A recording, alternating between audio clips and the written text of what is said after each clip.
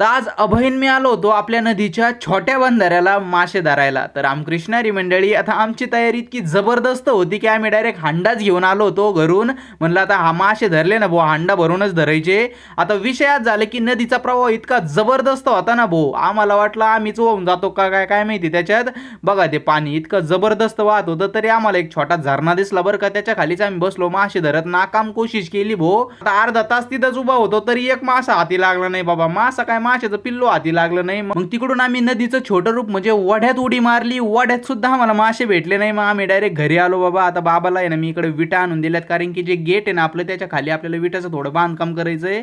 बाबा म्हणले मी करतो ते, तर तू आहे ना आजीला आणि सोनू मावशीला तिकडे कापूस वेचायला मदत करायला जाय. आता मी इकडे आलो होतो तर कापूस बी वेचून झाला बरं का, एक अर्धा तास वेचला आम्ही. मग आता कापूस वेचून झालं, मग आता घरी आलो मी. आता घरी येता येता पेरूच्या झाडातून पेरू तोडला होता, तेवढ्यात माझ्याकडे बकरी आली. मग बकरीला बी दिला, तर बाबाचं बी बांधकाम होतच आलंय बरं का.